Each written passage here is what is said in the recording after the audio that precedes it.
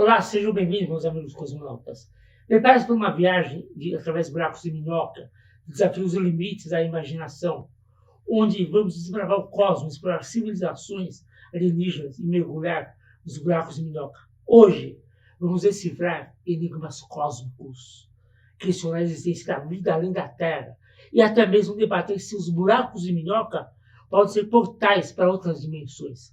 Aqui, exploramos as profundezas do espaço, explorando os segredos da ciência, vida, extraterrestre e muito mais. Inspirados pela obra épica Contato, de Carl Sagan.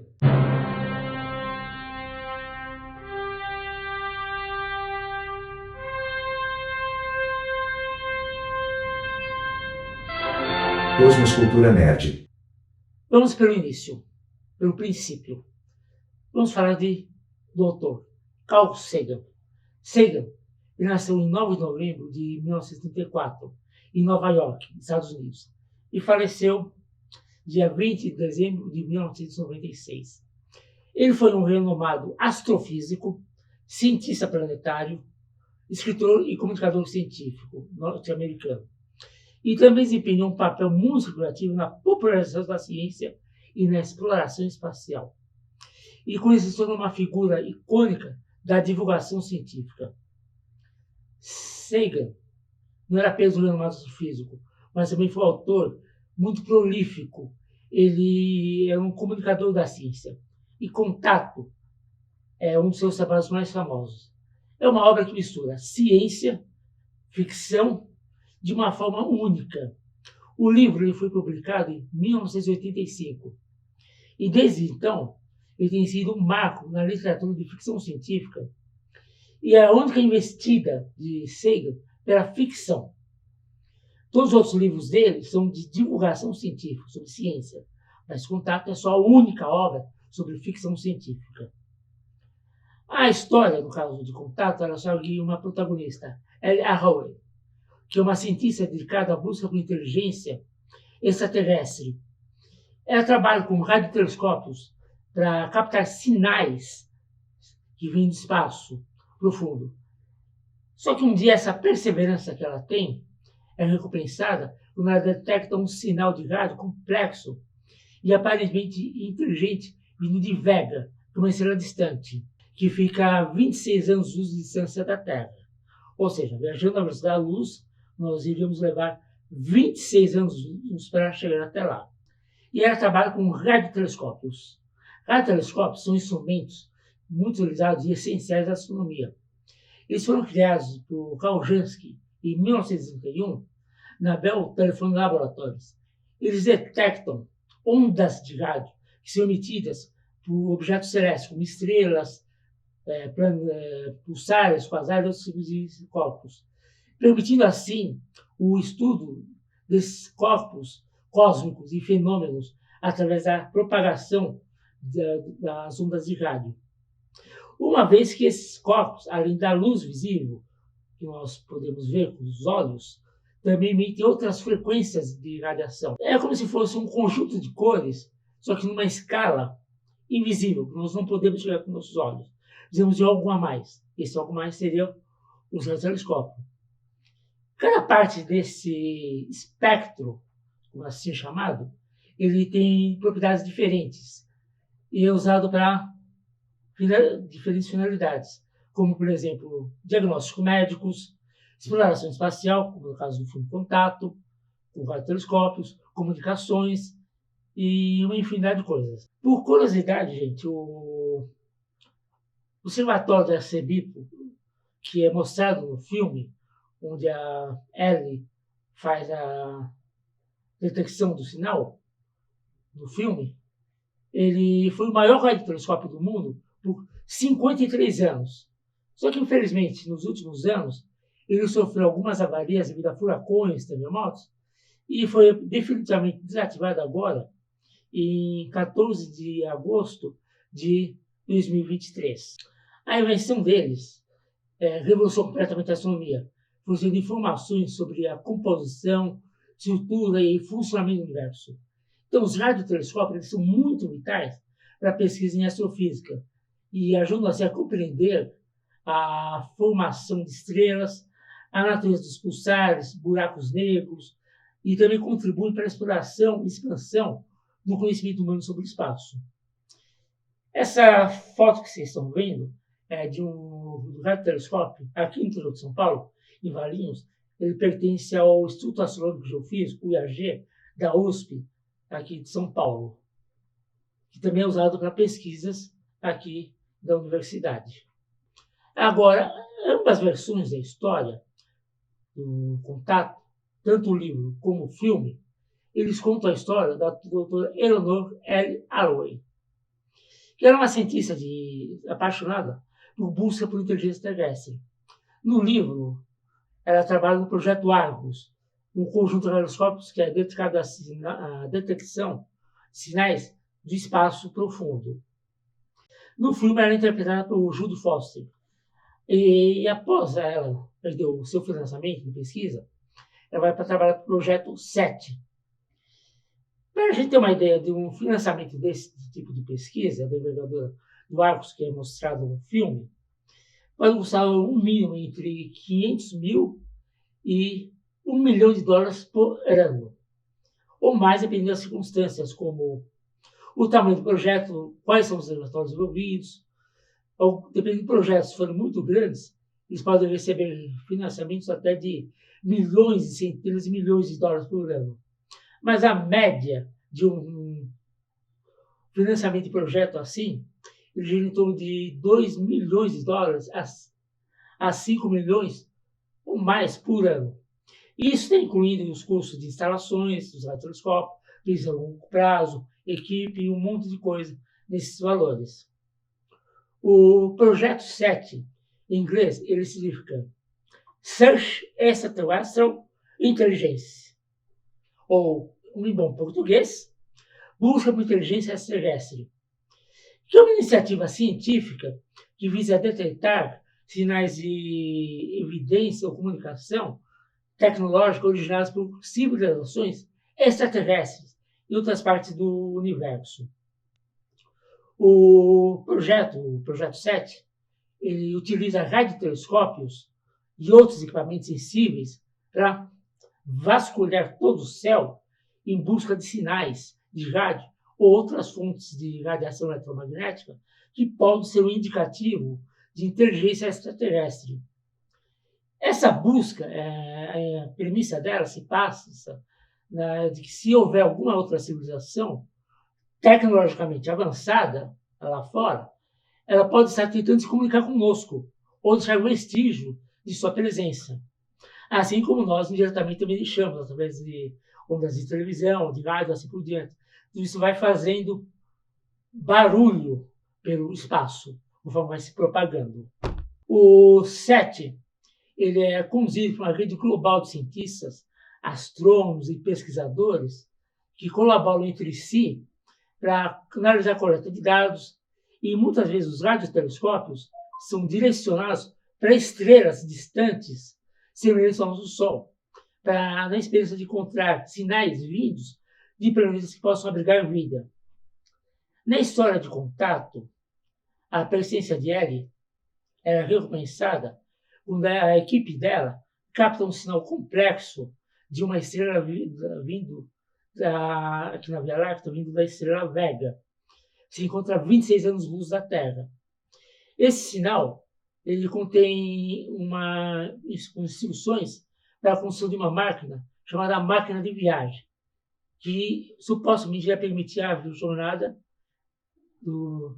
até Vega. O interessante é que uma possível inspiração para esse sinal recebido de uma estrela distante possa ser um fato real. Sagan, durante toda sua vida, esteve profundamente envolvido na pesquisa de radioastronomia e busca por sinais de extraterrestres. Então é possível que o sinal, conhecido como sinal WOW, tenha servido como inspiração para a detecção do sinal de contato do romance de Sagan. O sinal WOW, vocês devem estar se perguntando, ele foi uma detecção de rádio que ocorreu no dia 15 de agosto de 1977 no telescópio Big Ear, na Universidade Estadual de Erlangen. Foi um sinal muito forte e inexplicável vindo da região da constelação de Sagitário. O sinal durou mais ou menos 72 segundos, um pouco mais de um minuto. E tinha uma intensidade muito forte, muito notável. Muito acima do ruído de fundo normal nesse tipo de detecção. Aí, mas o que tornou o sinal alvo diferente foi uma pequena anotação feita por Erland, que colocou lá no papel as expressões. Ele circulou a sequência alfanumérico 6EQUJ5, destacando a singularidade do sinal. E esse sinal nunca mais foi detectado novamente e permaneceu até hoje sem uma explicação definitiva do que foi esse sinal. Na história do filme Contato, do livro também, o sinal que foi recebido, ele tem um detalhe, ele contém uma mensagem codificada, embutida dentro dele, que se torna um problema, já que um sinal e a codificação desse sinal é muito avançada, muito além da compreensão tecnológica que nós temos atualmente. E com isso torna muito difícil a tarefa de traduzir os símbolos e os elementos matemáticos que estão inclusos no sinal. E isso adiciona uma camada de dificuldade à tentativa de decifração do sinal na história de contato. Se na realidade uma mensagem assim fosse captada, o que ia acontecer? Esse sinal ia ser isolado, registrado todos os detalhes, cientistas, engenheiros iriam analisar os dados para identificar qualquer padrão, frequência ou que fosse que pudesse identificar a origem desse sinal. E se a humanidade pudesse construir linguagens, símbolos, linguistas iam ser envolvidos, especialistas em computação também, tudo para tentar decifrar o seu significado. A linguagem alienígena muito provavelmente seria um desafio educativo e exigir um profundo estudo da gramática e do contexto, exigindo muito de linguistas e matemáticos, todos esses decifradores, por assim dizer. Após a mensagem ser codificada no filme, se descobre que ela continha as instruções para a construção de uma máquina que supostamente iria levar até Vega. A máquina é construída, Ellie é escolhida após vários perâmbulos para a viagem, e ela leva consigo, durante a viagem, uma pequena câmera para registrar a experiência. Na hora marcada, ela entra na máquina e faz, ao que parece, uma viagem por toda a Via Láctea, até Vega, onde ela encontra uma figura que se parece agir com seu pai.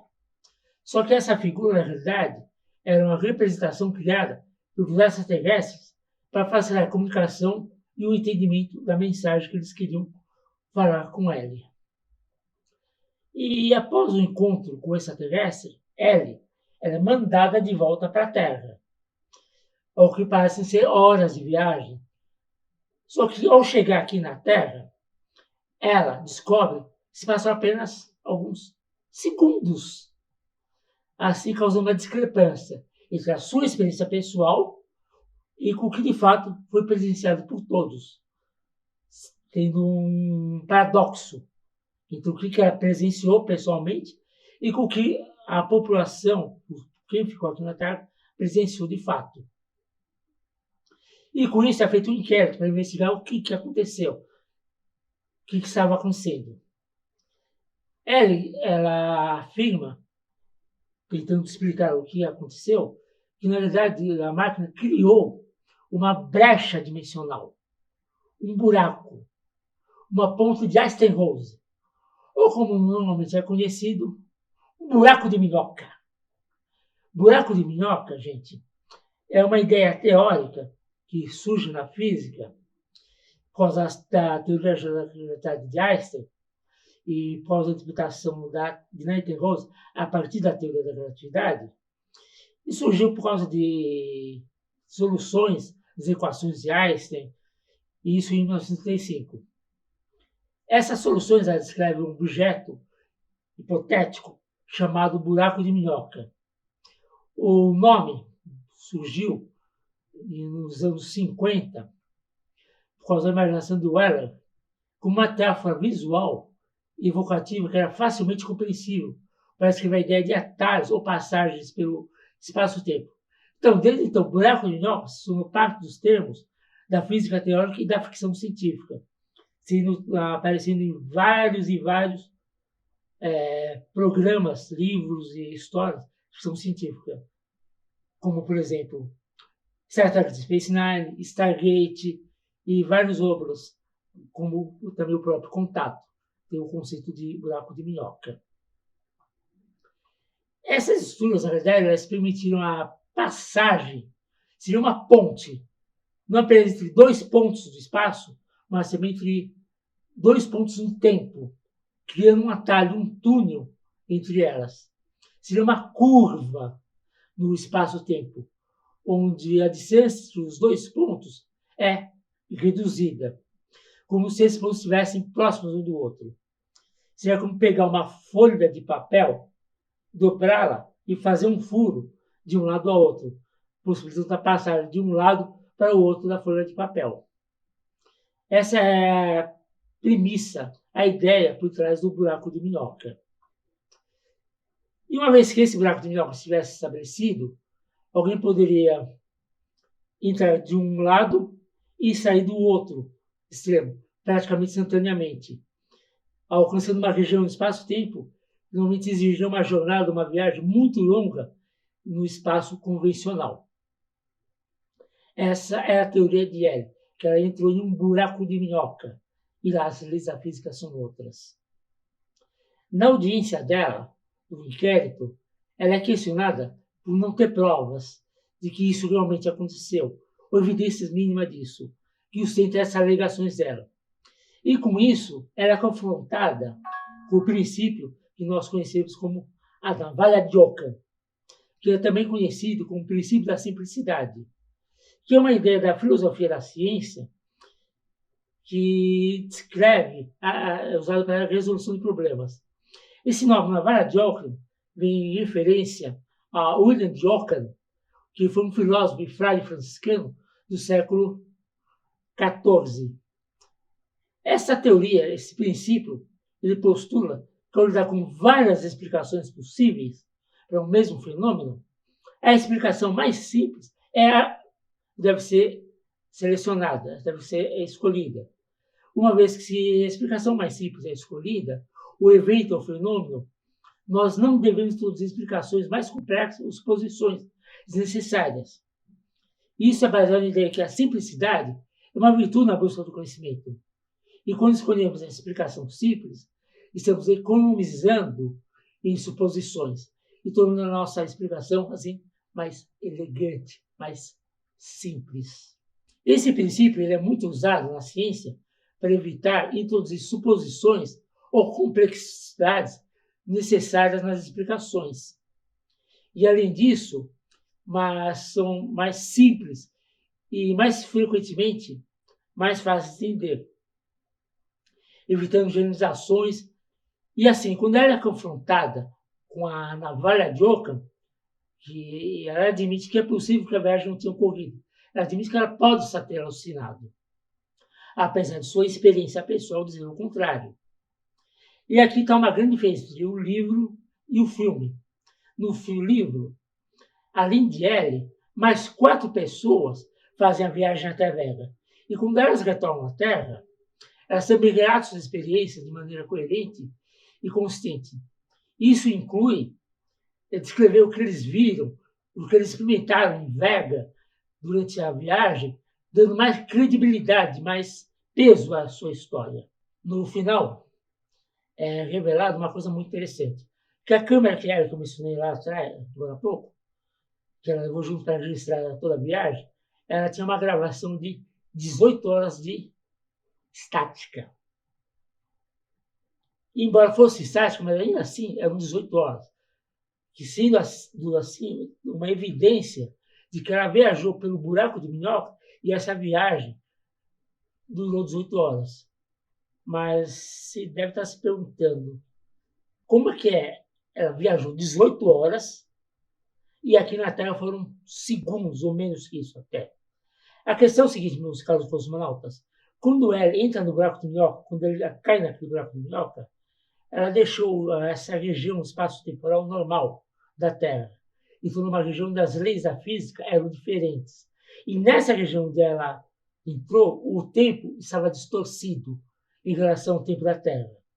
Quando ela esteve ali dentro do buraco de minhoca, o tempo para ela passou mais devagar do que em comparação com as pessoas aqui na Terra. Nessa obra, Sagan ele aborda questões profundas como a relação entre a ciência e a religião, o papel da fé, a busca científica, a interação da humanidade com as formas de vida extraterrestre.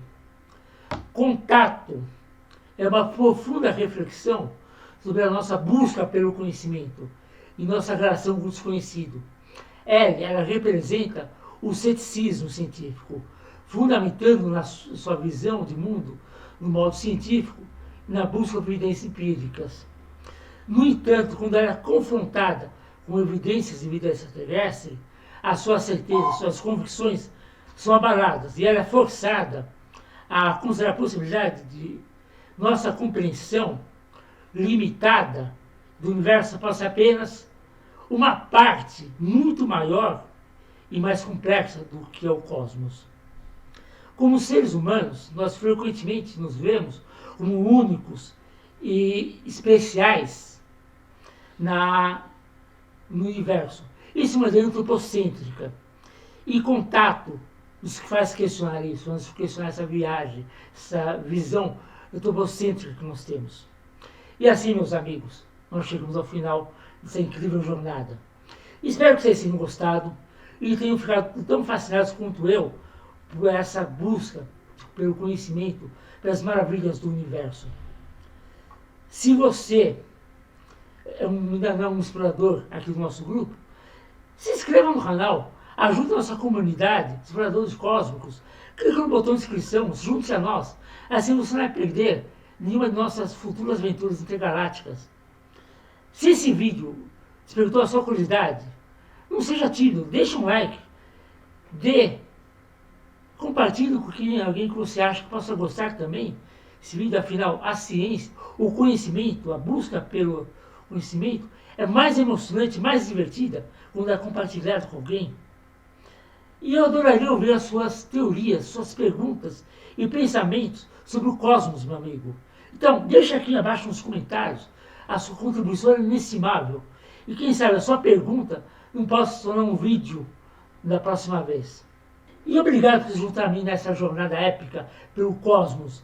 E assim vamos continuar explorando o cosmos desconhecido e desvendando os mistérios do universo, inspirando a próxima geração de cosmonautas. Até a próxima aventura, meus amigos, e vida longa e próspera.